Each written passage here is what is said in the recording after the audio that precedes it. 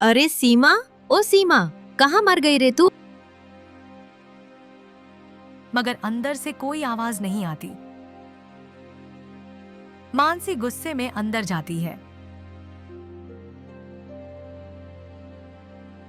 वह देखती है कि सीमा अभी भी सो रही है। ओहो, महारानी तो अभी सो रही हैं। अब क्या तेरे मरे हुए माँ बाप आकर घर का सारा काम करेंगे?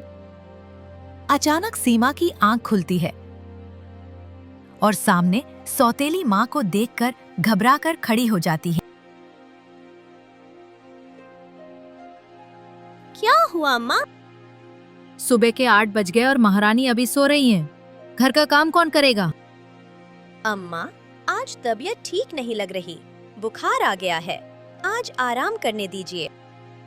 देख सीमा की बच्ची, तेरे माँ बाप ने हमारे लिए कोई खजाना नहीं छोड़ा है जो हम तुझे जिंदगी भर खिलाएं। अगर काम करेगी तो खाना मिलेगा, नहीं तो पूरा दिन भूखा रहना पड़ेगा, समझी? सीमा चुपचाप सिर झुकाकर खड़ी रहती है, आंखों में आंसू लिए। उसका मन अपने बीते बचपन की तरफ चला जाता है। सीमा तब सिर्फ 5 साल की थी। उसकी माँ सरोज खाट पर बैठी थी। अम्मा, अम्मा, मेरे लिए गुड़िया कब लाओगी? बाबा से कहो ना कि मुझे गुड़िया ला कर दे। हाँ मेरी बच्ची, आज तुम्हारे बाबा तुम्हारे लिए गुड़िया लाने वाले हैं। तभी वहां मोहन आता है, जिसके हाथों में एक सुंदर गुड़िया थी। बाबा, आप दुनिया के सबसे अच्छे पिता हो। और मेरी बच्ची, तुम दुनिया की सबसे अच्छी बेटी हो। पूरा परिवार बहुत खुश था।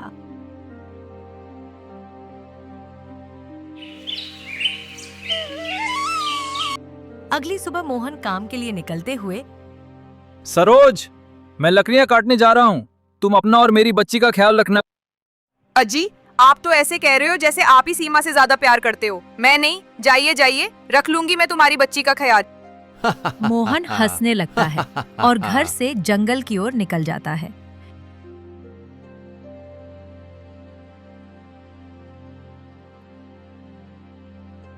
शाम को बाजार से कुछ सामान लेकर घर लौटता है।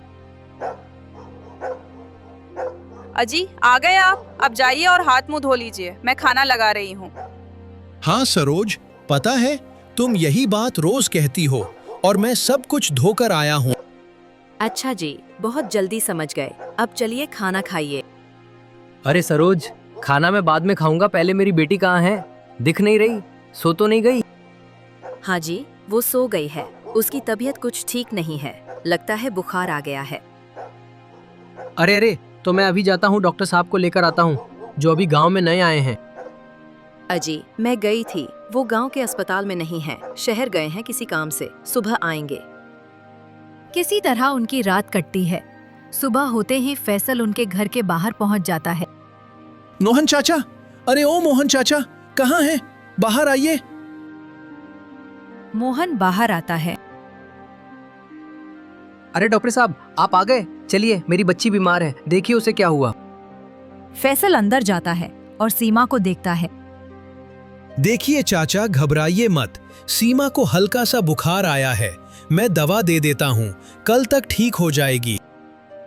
कुछ दिन बाद अचानक सरोज की तबीयत बिगड़ जाती है। देखिए जी, मुझे लगता है मेरा समय पूरा हो गया है। आप बस सीमा का ख्याल रखना, उसे कभी कोई तकलीफ ना होने देना। ऐसा मत बोलो सरोज, तुम्हें कुछ नहीं होगा। मैंने फैसल को बुलाया है, वो आता ही होगा। पर बहुत देर हो चुकी थी। सरोज ने दोनों को अलविदा कह दिया। अम्मा, अम्मा, उठो ना अम्मा। सीमा जोर जोर से रोने लगती है।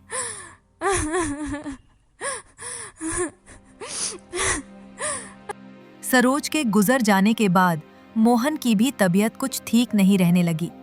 एक दिन मोहन लकड़ियां काटकर घर लौट रहा था। बेटा मोहन, सरोज तो इस दुनिया से जा चुकी है और मैंने सुना है तुम्हारी भी तबीयत कुछ ठीक नहीं रहती। ऐसे में तुम्हें कुछ हो गया तो सीमा का क्या होगा? इसलिए मैं कहती हूँ तुम दूसरी शादी। आपका कहना सही है काकी, पर अगर उसकी सौतेली माँ ने उसके साथ बुरा व्यवहार किया तो? नहीं काकी, मैं अपनी बेटी को सौतेली माँ नहीं दे सकता। देख बेटा, मेरी नजर में एक लड़की है जिसकी एक बेटी भी है। उसका पति इस दुनिया में नहीं है, बेचारी बिल्कुल अकेली पड़ गई है। अगर तुम कहो तो मैं बात करूं, उसकी बेटी को पिता का साया मिल जाएगा और तुम्हारी बेटी को एक माँ। ठीक है काकी, मैं सोच के बताता हूँ। कई लोगों ने मोहन को दूसरी शादी का सुझाव दिया। आखिरकार मोहन इस बात के लिए मान जाता है और कुछ ही दिनों में सीमा को नई मां मिल जाती है। शुरू में सब ठीक चलता है, पर धीरे धीरे मानसी का रवैया बदल जाता है। सीमा, अभी तक तूने घर साफ नहीं किया, कब करेगी इसे? और अभी बाहर भी झाड़ू लगाना है। चल जल्दी जल्दी सारे काम कर ले, नहीं तो खाना नहीं मिलेगा। अम्मा, मैं इतना सारा काम अकेले कैसे करूंगी? अच्छा, तो मैं तेरे लिए नौकर लगाऊं क्या? चुपचाप सारे काम कर ले। पर सीमा ने कभी भी इस बारे में अपने बाबा से कुछ नहीं कहा।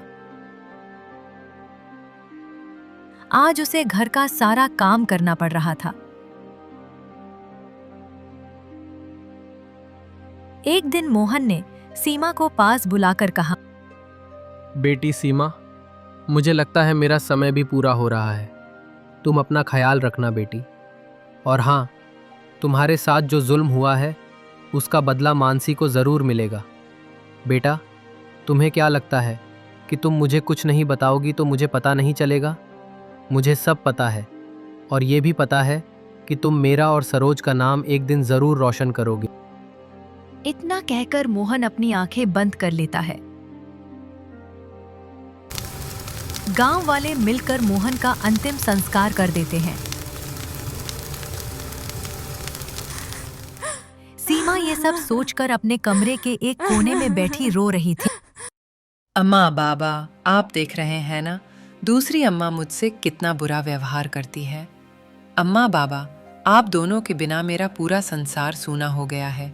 पर अम्मा बाबा, मैं आपसे वादा करती हूँ कि एक दिन मैं आपका नाम जरूर रोशन करूंगी। तभी वहां मानसी आ जाती है। सीमा, आज फिर काम छोड़कर यहाँ बैठी है? जाकर कुएं से पानी ला और बर्तन साफ कर। ठीक है अम्मा, जाती हूँ।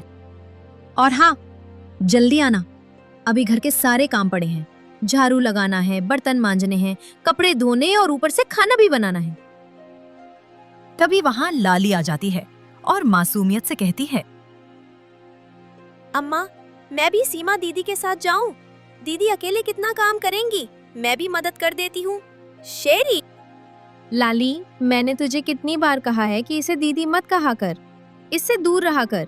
और रही बात काम की, तो अगर तू भी काम करेगी तो सीमा क्या करेगी? लेकिन अम्मा, मैं तो बस। नहीं लाली, अभी तो तेरी खेलने की उम्र है, जाकर खेल। फिर गुस्से में कहती है, और सीमा, तू अभी यही खड़ी है, जा जल्दी जल्दी सारे काम निपटा ले, नहीं तो आज भी भूखी रहना पड़ेगा। ठीक है अम्मा, जाती हूँ। सीमा कुएं पर जाती है, बाल्टी में पानी भरकर लाती है और बर्तन साफ करने लगती है। अम्मा, तूने मुझे हमेशा अपनी पलकों पर बिठाया था, और आज देख, मेरी दूसरी माँ मुझसे कितना काम कराती है। अरे ओ सीमा की बच्ची, अभी तक 4 बर्तन भी नहीं मांजे गए, जल्दी कर, अभी कपड़े भी धोने हैं। हाँ माँ, करती हूँ। कुछ देर बाद मानसी ढेर सारे कपड़े सीमा के पास पटक देती है। ले, ये सारे कपड़े भी साफ कर ले। अम्मा, मैं बहुत थक गई हूँ, कपड़े कल धो लूंगी। तो महारानी, थक गई? चुपचाप कपड़े धो, नहीं तो तू जानती है मैं क्या करूंगी। और खाना तो भूल ही जा। माँ बाप के जाने के बाद सीमा की जिंदगी की सारी खुशियां और ख्वाहिशें छिन रही थी। एक दिन मानसी जंगल में लकड़ियां बीनने चली जाती है। घर पर सिर्फ सीमा और लाली होती है।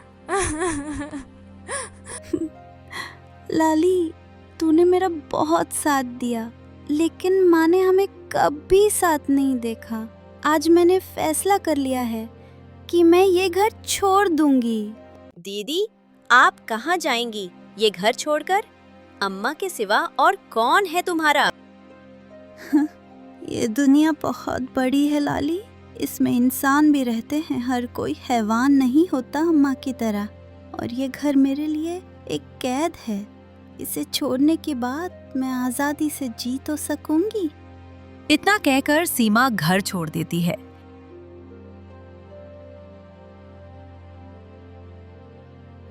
कुछ ही देर बाद मानसी घर लौटती है और लाली को रोते हुए देखती है। बेटी, क्यों रो रही हो? और सीमा कहाँ है? दिखाई क्यों नहीं दे रही? अम्मा, दीदी घर छोड़कर चली गई। अरे, इसमें रोने वाली क्या बात है? अच्छा हुआ वो चली गई। मैं तो कब से उसे घर से निकालना चाहती थी। मैं दूसरे गांव तो आ गई, पर अब कहाँ जाऊं? किससे मदद मांगूं? तभी वहां गांव का मुखिया और उसकी पत्नी अपने घर लौट रहे होते हैं। वे सीमा को देख रुकते हैं। बेटी, तुम कौन हो? मैंने तुम्हें कभी इस गांव में नहीं देखा, और इतनी रात को यहाँ क्या कर रही हो? जी, मैं इस गांव की नहीं हूँ, मैं जंगल पार करके आई हूँ। अच्छा, तो तुम किसी रिश्तेदार के घर आई हो? नाम बताओ, हम तुम्हें उनके घर छोड़ देंगे। नहीं चाचा, मैं घर छोड़कर आई हूँ। क्यों? घर छोड़कर क्यों आई हो? तभी मुखिया की पत्नी बोल पड़ती है। अजी, आप भी बच्ची से इतने सवाल क्यों कर रहे हैं? वो पहले से ही घबराई हुई है, इसे घर ले चलिए। ठीक है, आओ बेटी, हमारे घर चलो। वे दोनों सीमा को अपने घर ले जाते हैं। वहां मुखिया की पत्नी मेघना सीमा को खाना खिलाती है। खाना खाने के बाद सीमा सब कुछ उन्हें बता देती है। बेटी, अब चिंता मत करो, आज से तुम हमारी बेटी हो। हाँ बेटी, वैसे भी हमारी कोई संतान नहीं है, क्या तुम हमारी बेटी बनोगी? सीमा हल्की सी मुस्कुराती है। अगले दिन से वो मुखिया के साथ गांव की परेशानियां हल करने में भी मदद करने लगती है। जमींदार साहब, ये गाय मेरी दुलारी है और ये रंगा जबरदस्ती मुझसे इसे हड़पना चाहता है। नहीं मुखिया जी, ये गाय मेरी है, मैंने इसे दूसरे गांव से मंगाया है। देखिए गांव वालों, अभी के अभी दूध का दूध और पानी का पानी हो जाना चाहिए। सीमा दोनों को एक एक डंडा पकड़ाती है। अब जो इस डंडे से गाय को सबसे पहले मारेगा, वही इसका मालिक होगा। रंगा तुरंत गाय को जोर से मार देता है, लेकिन रवि चुपचाप खड़ा रहता है। बाबा, ये गाय रवि चाचा की है, क्योंकि अगर ये गाय रंगा की होती तो कभी अपनी ही गाय को नहीं मारता। हाँ सीमा बेटी, तुम बिल्कुल सही कह रही हो, ये गाय रवि की ही है। और रंगा, आइंदा अगर तूने ऐसी हरकत की तो मुझसे बुरा कोई नहीं होगा। अब जो हो। सारे गांव वाले सीमा की समझदारी की तारीफ करने लगते हैं। धीरे धीरे समय बीतता है और सीमा अब 21 साल की हो गई थी। उसकी खूबसूरती और समझदारी की चर्चा दूर दूर तक होने लगी। ये खबर लाली को भी लगती है। लाली सीमा के गांव में आती है। वो देखती है कि एक घर के पास एक सुंदर लड़की खड़ी है। लाली उसके पास जाती है। क्या आप ही सीमा हो? हाँ, बताओ क्या काम है? दीदी, आप कहाँ चली गई थी? मैंने आपको कहाँ कहाँ नहीं ढूंढा। लाली, तुम? हाँ दीदी, मैं ही हूँ। और लाली, कैसी हो तुम? और अम्मा कैसी हैं? दीदी, आपके जाने के कुछ साल बाद अम्मा जंगल की खाई में गिर गईं और उनका निधन हो गया। दोनों बहनें स्तब्ध रह जाती हैं। अच्छा चल लाली, मैं तुम्हें अपना घर दिखाती हूँ। सीमा और लाली घर पहुंचते हैं। घर देखकर लाली चौंक जाती है। अरे बाप रे, इतना बड़ा घर। दीदी क्या आप इसी घर में रहती है? हाँ लाली, और अब तुम भी यहीं हमारे साथ रहोगी। सीमा और लाली मुखिया के घर में उनके साथ रहने लगी।